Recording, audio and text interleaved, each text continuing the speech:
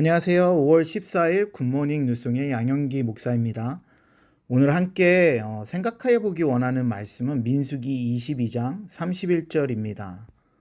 그때의 여호와께서 발람의 눈을 밝히심에 여호와의 사자가 손에 칼을 빼들고 길에 선 것을 그가 보고 머리를 숙이고 엎드리니.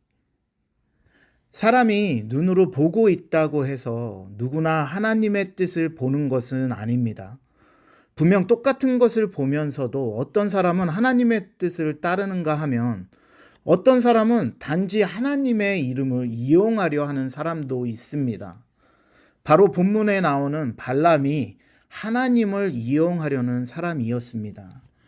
민수기 22장 8절과 19절에 보면 발람은 하나님이 자신에게 말씀하시는 것을 알아보겠다라고 말하며 마치 하나님의 뜻을 묻는 척 했지만 그의 마음은 하나님이 아니라 이미 발락 왕의 금과 은에 대한 욕심으로 차 있었고 그 욕망을 하나님이 허락해 주길 바랐던 것입니다.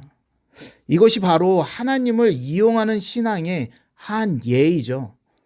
분명 기도는 하지만 그 기도는 내 뜻을 관찰시키기 위한 수단이 되고 예배는 드리지만 그 예배는 복을 받기 위한 거래가 되고 말씀은 읽지만 자신에게 위로가 되는 구절만 찾는 식이 되어서 마음을 들여다보면 그 마음엔 온통 하나님이 아니라 자신을 위한 것뿐이 신앙이 되는 것이죠.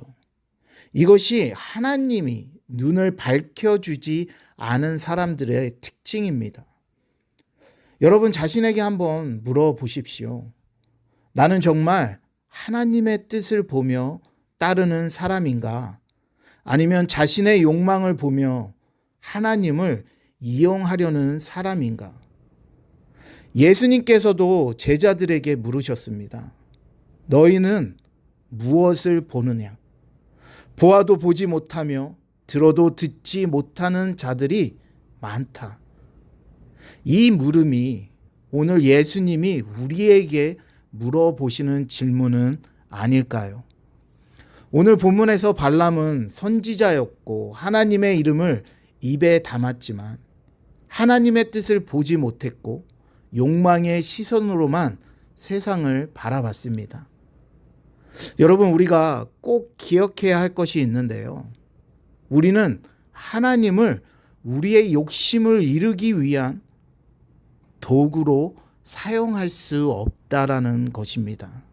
하나님은 우리의 목적이시며 주인이시며 중심이 되는 분이시기 때문입니다. 오늘 원포인트는 하나님이 눈을 여셔야 비로소 진짜 하나님이 우리에게 보입니다 라는 말씀입니다. 31절에 그때 여호와께서 발람의 눈을 밝히심에 라는 말씀처럼 하나님께서 그의 눈을 열어주셨을 때야 그는 하나님의 사자 앞에서 자신이 죽음 앞에 서 있었음을 깨닫게 됩니다. 눈이 열리자 그는 엎드리게 되죠. 이것은 단지 놀라서 무릎을 꿇은 것이 아니라 자기 뜻으로 가던 자가 무너지고 하나님의 뜻 앞에 항복했다라는 의미인 것입니다. 사랑하는 여러분, 발람은 선지자였고 하나님의 이름을 입에 담았던 사람이었습니다. 하지만 그의 마음은 하나님께 속한 것이 아니라 자기 욕망에 사로잡혀 있었죠.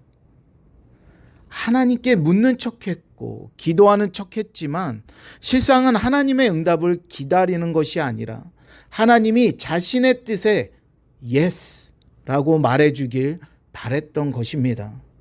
이 발람의 모습에서 우린 나의 모습을 발견하게도 됩니다. 오늘 발람의 모습 속에 자신을 돌아보시며 하나님을 이용하는 것이 아니라 하나님의 뜻에 순종하시는 삶을 사시는 우리 모두가 되길 주님의 이름으로 축복드립니다. 제가 기도하겠습니다. 주님, 제가 주님을 이용하려 하지 않게 하여 주십시오. 주님, 그분을 사랑하고 따르게 하여 주십시오.